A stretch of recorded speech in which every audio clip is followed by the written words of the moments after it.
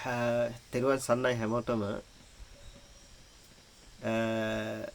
ජීවිතේ වෙනස් කරගන්න උත්සාහ කරන තරුණියන්ට හොඳ ඕදනක් වෙයි කියලා හිතනවා මේ මම මේ කියන්න යන වචන ටික.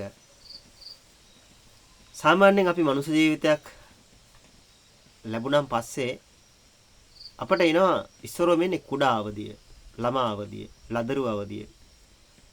ලදරුවන්ගේ ස්වභාවය තමයි කොච්චරවත් නිදා ගන්න ඕන. සාමාන්‍යයෙන් ඉපදුන ගමන් දවසේ පැය ගණනාවක් වැඩි හරියක්ම ඇහැරලා ඉන්නවට වඩා නිදා ගන්න එක තමයි එයාලගේ ස්වභාවය. ලෙඩක් නැත්තම් නිරෝගී දරුවෙක් නම් මෙහෙම ගිහිල්ලා මේ දරුවා ටික ටික ලොකු වෙනවා. යමක් අධ්‍යයනය කරනවා ඊට පස්සේ මේ දරුවාගේ තරුණ කාලේ එනවා. දැන් ඉන්නේ තරුණ කාලේ. අපි කියන්නේ ඔය මදන විශේෂ ගහලා කියලා.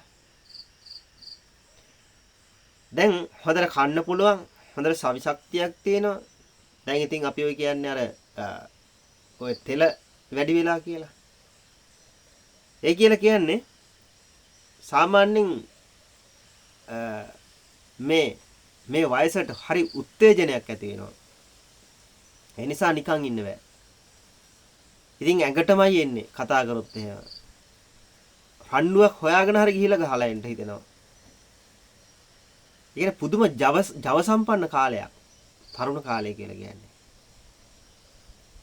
ඊට පස්සේ ඒ තරුණ කාලේ කෙමෙන් ගියාට පස්සේ ඊවස් වෙන වයසක කාලේ. පිට එතකොට මේ වයසට ගියන් පස්සේ ඉතින් එහෙම මොනවත් කරන්න බෑ. දැන් ඉතින් විවේකයෙන් කොච්චරවත් ලෙඩ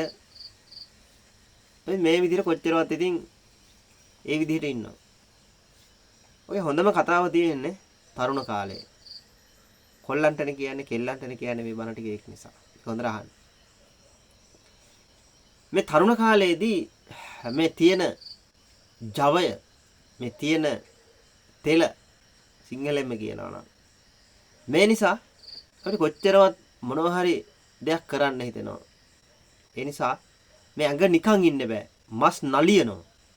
ගහන්න හිතෙනවා, බයින්න හිතෙනවා. නැත්තම් ගහකට හරි ගහනවා, කේල් ගහකට හරි ගහනවා. ඒ වගේ පුදුම විශයක් තියෙන්නේ. එතකොට කුකුළු දෙන්නේ ගත්තාම ඔය කුකුළු දෙන්නා තරුණ කාලේ එනකොට මේ කුකුළු දෙන්නට නිකන් ඉන්න බෑ. එක්කුට කොටන්නම හිතෙන්නේ. නැත්තම් හරක් පට්ටියක් ගත්තොත් මේ හරක් පට්ටියේ ඉන්න නාමර වස්සෙකුට එකට නිකන් ඉන්න බෑ. කෙහෙල් ගහකට හරි අයිනවා. පස් කණ්ඩිකට හරි අයිනවා. නැත්තම් ළඟ ඉන්න එකාට හරි අයිනවා. අන් දෙක කසනවා. ඒකයි නිකන් ඉන්න බෑ. ඒ නිසා මේ වස්සෝ කොච්චරවත් අන් කඩාගෙන එන ගන්නවා. මැරෙනකම්ම එන ගන්නවා. කුකුල්ලුත් ඒ වගේ මැරෙනකම්ම එන ගන්නවා. කොල්ලොත් ඒ වගේ. මොනවා හරි දෙයකට වලියකටමයි එන්නේ. ගහන්නමයි යන්නේ. ගහන්න නැතුව ඉන්න බෑ. මේ මස් නලියනවා. ඉන්න බෑ. නැත්තම් ඒකට කේල් ගහකට හරි ගහන්න ඕන ළඟට ගිහිල්ලා. අපේ කොල්ලෝ ඒව තමයි. අපිත් ඒ වගේ තරුණ කාලේ.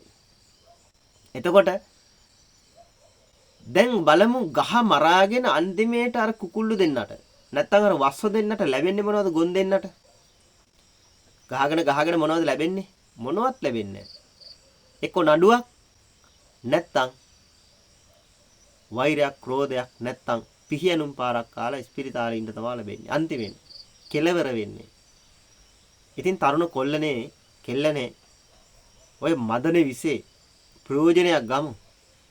හොද්දට ඔය මදනේ විසේ පැත්තකින් තියලා බණ භාවනාව කරන හොද්දට ධාරණ ශක්තිය තියෙන කාලේ බණ භාවනාවක් කරමු. ජීවිතේ විඳමු. විඳවන්න නැතුව ගහමරාගෙන ලැබෙන දෙයක් නැහැ.